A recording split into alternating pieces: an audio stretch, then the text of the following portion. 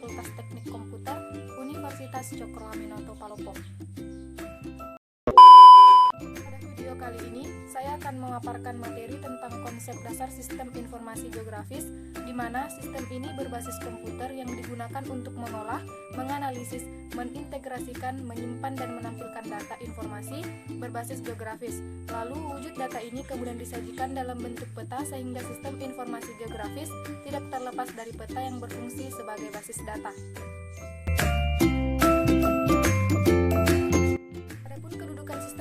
Geografis dengan disiplin ilmu lain yang terdiri dari geografi, di mana geografi ini adalah ilmu pengetahuan yang menceritakan, menerangkan sifat-sifat bumi, menganalisis gejala alam, penduduk, serta mempelajari corak yang khas mengenai kehidupan dan berusaha mencari fungsi dari unsur-unsur bumi dalam ruang dan waktu.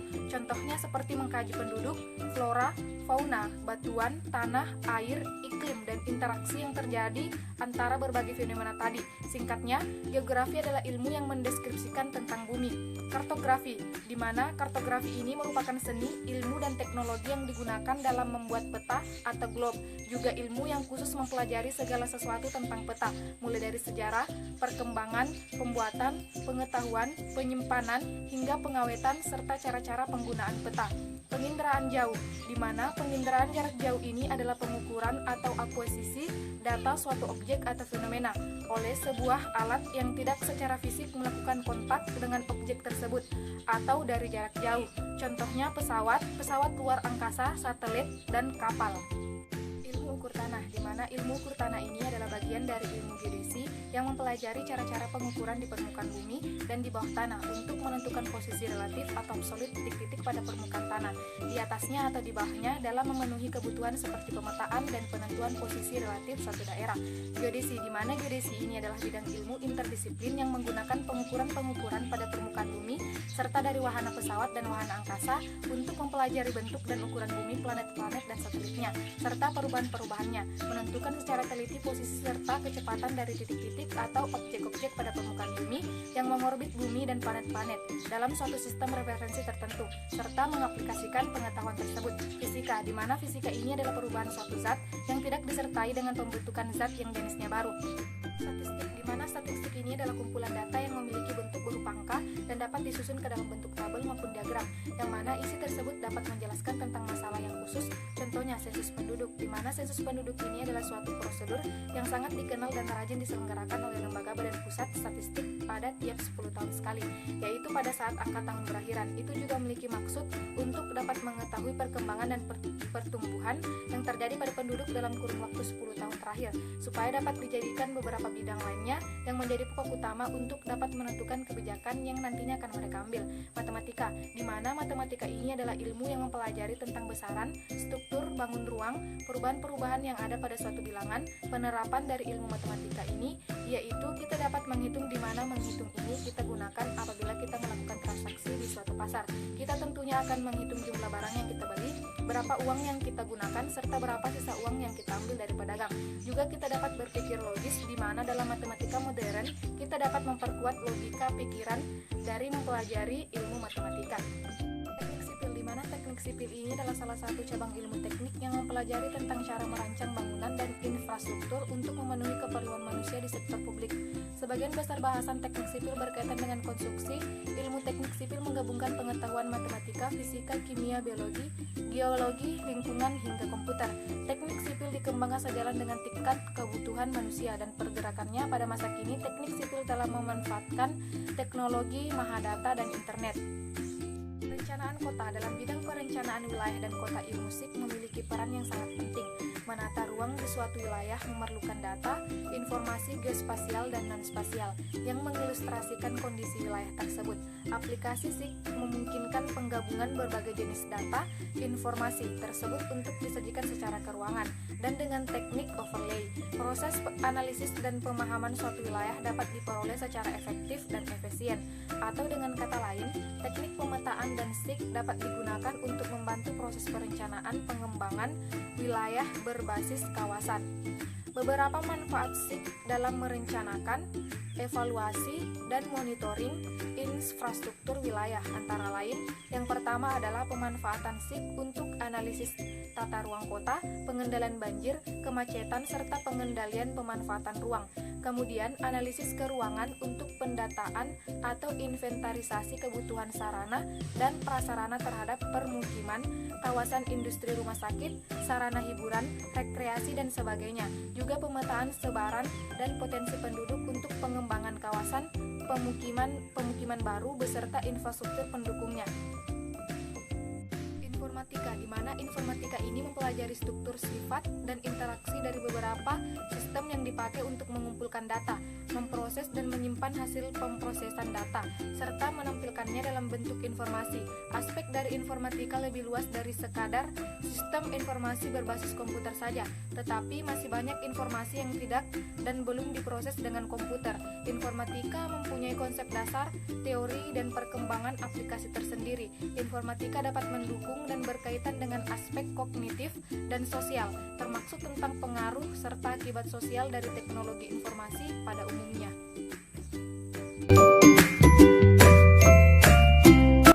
Sistem informasi geografi, di mana sistem adalah sekumpulan objek atau ide yang berhubungan untuk mencapai tujuan bersama. Informasi adalah sebuah data dan fakta yang dikelola menjadi sesuatu yang bermanfaat bagi penerimanya. Sedangkan geografi adalah ilmu yang mempelajari segala aktivitas manusia dan alam serta interaksi di antara keduanya melalui perspektif ruang hingga terbentuk pola ruang tertentu. Ruang lingkup geografi juga mencakup interaksi antara manusia dan lingkungannya. Sebagai contoh, manusia memanfaatkan lahan pertanian untuk bercocok tanam sehingga dapat menghasilkan beras yang merupakan sumber makanan pokok sebagian besar masyarakat. Ini berarti bahwa ada interaksi antara manusia dan lingkungannya yang bertujuan memenuhi kebutuhan hidupnya, baik itu kebutuhan pokok maupun kebutuhan tambahan. Oleh karena itu, untuk mempertahankan agar sumber daya alam tetap terjaga, kita tidak boleh terlalu mengeksploitasi sumber daya alam tersebut. Sangatlah bijak jika kita selalu menjaga dan memelihara alam dengan sebaik-baiknya. Secara garis besar, ilmu geografi terbagi menjadi dua bagian besar, yaitu geografi fisik dan geografi sosial.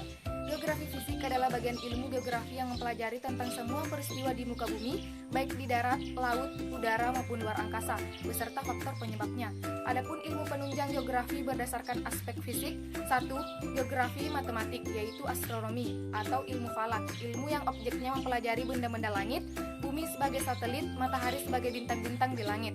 2. Geologi, yaitu ilmu yang mempelajari bumi secara keseluruhan, asal kejadian, struktur, komposisi, dan sejarahnya, termaksud perkembangan kehidupan dan proses alamiah yang membuat perkembangannya hingga sampai sekarang. 3. Geomorfologi, yaitu ilmu yang objeknya tentang bentuk-bentuk permukaan bumi dan segala proses yang menghasilkan bentuk-bentuk tersebut. Proses yang dominan adalah pelapukan dan erosi. 4. Meteorologi, yaitu ilmu yang objeknya mempelajari atmosfer, udara, cuaca, suhu, angin, awan, hujan, radiasi, matahari, dan sebagainya. 5. Oceanografi, yaitu ilmu yang objeknya mempelajari perairan laut serta gerakannya, pasang surut, arus, kedalaman, temperatur, kadar garam, dan nilai ekonomisnya, juga tentang geologi, dasar laut, dan sebagainya. Sedangkan geografi sosial adalah bagian dari ilmu geografi yang mempelajari tentang interaksi antar manusia.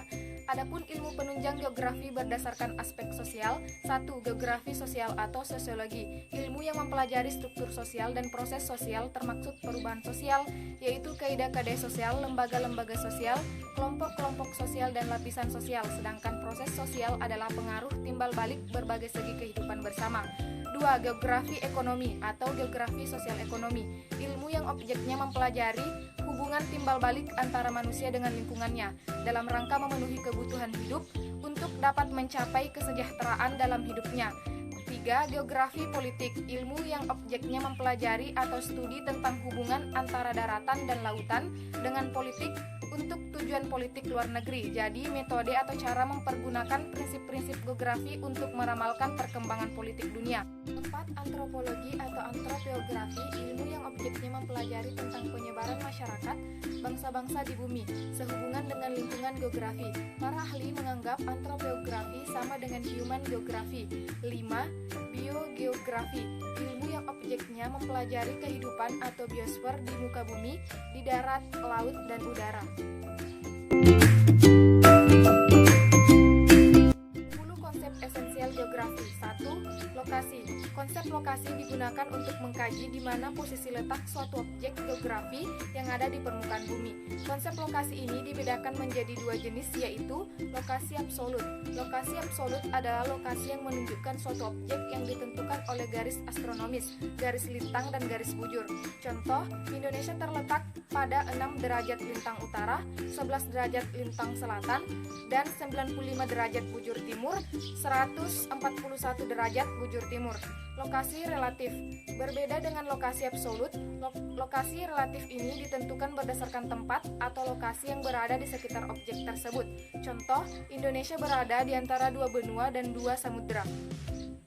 Jarak. Konsep jarak adalah ruang yang menghubungkan antara 2 buah objek atau lebih yang diukur berdasarkan satuan waktu, detik, menit, jam, hari, bulan, tahun, atau satuan panjang, sentimeter, meter, kilometer, mil, kaki. Konsep jarak ini juga dibedakan menjadi 2, yaitu mutlak. Jarak mutlak adalah jarak antara 2 buah objek atau lebih yang diukur berdasarkan satuan panjang yang telah ditetapkan atau yang telah terstandarisasi. Contoh, jarak dari Indonesia ke Madinah adalah 8.460 km. Relatif. Jarak relatif adalah jarak antara 2 buah objek yang dihitung berdasarkan satuan waktu sehingga bisa terjadi perbedaan antara satu individu dengan individu lainnya. Contoh, waktu tempuh dari Jakarta ke Purwokerto menggunakan bus 6 jam 10 menit, sedangkan ketika menggunakan sepeda motor 5 jam 10 menit. 3. Keterjangkauan. Keterjangkauan adalah interaksi maksimal antara tempat yang dapat dicapai baik dengan sarana transportasi atau dengan berjalan kaki.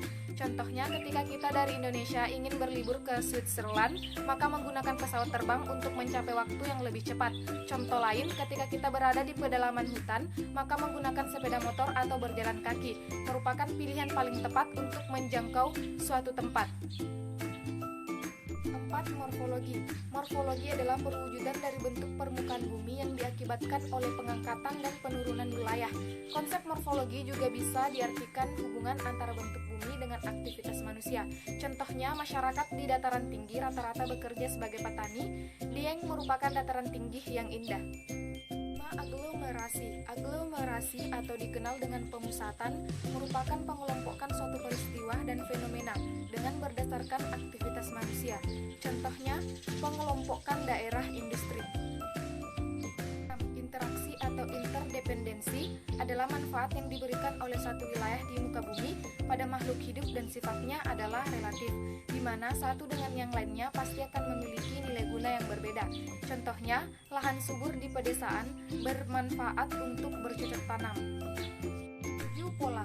Konsep pola berkaitan dengan susunan, bentuk, dan persebaran fenomena, baik fenomena alam ataupun fenomena sosial yang terjadi di muka bumi. Contohnya, persebaran penduduk yang berada di sekitar aliran sungai akan mengikuti pola aliran sungai.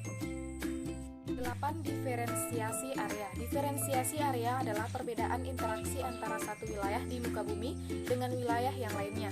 Contohnya, masyarakat di daerah pegunungan menggunakan baju yang tebal, berbeda dengan masyarakat di pesisir pantai yang gemar menggunakan kaos oblong. 9. Nilai guna. Konsep ini membahas mengenai nilai guna atau manfaat suatu wilayah bagi kehidupan masyarakat atau makhluk hidup yang ada di sekitarnya. Contohnya, daerah Dieng sangat cocok sebagai tempat wisata karena udara dinginnya dan banyak bukit yang indah. Keterkaitan ruang. Konsep yang terakhir adalah konsep keterkaitan, yaitu konsep suatu wilayah yang dipengaruhi atau dikaitkan dengan wilayah yang lain. Contohnya, Jakarta digenang banjir akibat hujan deras yang terjadi di daerah Bogor. Ada 3 pendekatan geografi. 1. Pendekatan keruangan. Pendekatan keruangan adalah pendekatan dalam bidang geografi yang menganalisis gejala-gejala atau fenomena geografis berdasarkan penyebarannya dalam ruang. Jadi, pendekatan keruangan berfokus kepada analisa sintesis tentang variasi, perbedaan lokasi di permukaan bumi, dan faktor-faktor dominan yang memengaruhi perbedaan tersebut. Contohnya, mengapa Pulau Sumatera dan Pulau Jawa mempunyai indeks risiko gempa bumi sangat tinggi dibandingkan dengan Pulau Kalimantan. Analisis dengan pendekatan keruangan akan menunjukkan faktor-faktor dominan yang memberi pengaruh besar terhadap perbedaan risiko gempa bumi di 3 pulau tersebut. Faktor penyebab perbedaan risiko gempa itu bisa dari kondisi geologis yang berbeda antara Pulau Sumatera dan Pulau Kalimantan. Faktor risiko gempa lainnya bisa juga dipengaruhi oleh kepadatan bangunan dan populasi di 3 pulau itu yang tidak sama. 2. Pendekatan ekologi disebut juga dengan istilah pendekatan kelingkungan. Pendekatan ekologi adalah pendekatan di kajian geografi yang menganalisis keterkaitan antara fenomena geosfer tertentu dengan variabel lingkungan yang ada. Fokus kajian dalam pendekatan ekologi terletak pada interaksi antara manusia dengan lingkungan atau alam. Itulah kenapa dipakai istilah pendekatan ekologi, sebab istilah ekologi merujuk kepada ilmu yang mempelajari interaksi antara organisme hidup dan lingkungannya. Dalam kacamata ilmu geografi, lingkungan mencakup 2 aspek, yakni perilaku organisme serta fenomena alam. Sisi perilaku manusia itu menyentuh unsur perkembangan, gagasan, dan kesadaran lingkungan. Pengamatan terhadap internalisasi keduanya menjadi ciri khas pendekatan ekologi. Contohnya, pendekatan ekologi bisa diterapkan untuk menganalisis fenomena bencana banjir yang kerap melanda seluruh wilayah Indonesia. Seban musim hujan datang, banjir rutin biasanya terjadi di Jakarta, kawasan Pantura Jawa, sebagian wilayah Kalimantan dan Sumatera, serta masih banyak lagi. 3. Pendekatan kompleks wilayah. Pendekatan kompleks wilayah adalah perpaduan dari pendekatan keruangan dan ekologi. Dalam pendekatan kompleks wilayah, analisis tertuju pada kajian komprehensif terhadap suatu wilayah yang meliputi aspek fisik dan aspek sosial atau manusia. Analisis dalam pendekatan ini menitik beratkan pada areal differentiation. Maksud dari istilah areal differentiation adalah perbedaan karakteristik tiap-tiap wilayah. Perbedaan karakteristik itu mendorong suatu wilayah berinteraksi dengan wilayah lain. Proses yang dikenal sebagai interaksi antar ruang itu terjadi seiring dengan adanya permintaan atau kebutuhan dan penawaran atau kesediaan. Contoh pendekatan kompleks wilayah. Analisis dengan pendekatan kompleks wilayah bisa diterapkan dalam perencanaan atau perencanaan kawasan permukiman. Sebagai contoh, pendekatan kompleks wilayah bisa dipakai untuk analisis terhadap kelayakan wilayah di Pulau Kalimantan untuk lokasi transmigrasi. SIG memiliki 5 komponen. 1. Hardware. Hardware merupakan perangkat komputer yang mampu mengoperasikan SIG. Software SIG dapat diinstal dan bekerja dalam berbagai tipe komputer. Hardware diantaranya monitor, CPU, RAM, hard disk, printer, dan keyboard. Software. Software SIG menyediakan berbagai tools dan fungsi untuk menyimpan, menganalisa, dan menampilkan informasi ke ruangan.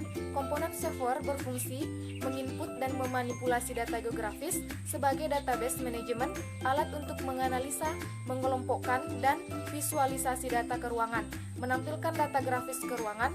Contohnya, software SIG diantaranya Google, Map, ARCview, Mapinfo. 3. Data. Data merupakan komponen paling penting dalam SIG. Data ke ruangan dan tabel dapat dikumpulkan melalui observasi atau membeli dari pusat penyedia data komersil. SIG dapat mengintegrasikan data spasial dengan data lainnya dan diolah dalam basis data sistem manajemen. Data ini diinput lalu diolah dan ditampilkan hasilnya oleh software SIG. 4. People atau manusia. Teknologi SIG sangat tidak akan berfungsi jika tidak ada manusia yang menjalankan sistem dan mengembangkannya. SIG membutuhkan tenaga terampil atau ahli yang mampu membuat sistem, aplikasi, dan menganalisa data ke ruangan agar bisa digunakan di dunia nyata. 5. Metode. Sukses tidaknya pengoperasian SIG sangat bergantung pada perencanaan dan alur kerja yang jelas. Berbagai metode pengembangan dan pengoperasian sangat memengaruhi terhadap sistem kerja SIG. Itulah tadi pemaparan materi dari saya. Kurang dan lebihnya mohon dimaafkan. Wabillahi taufiq wal hidayah. Wassalamualaikum warahmatullahi wabarakatuh.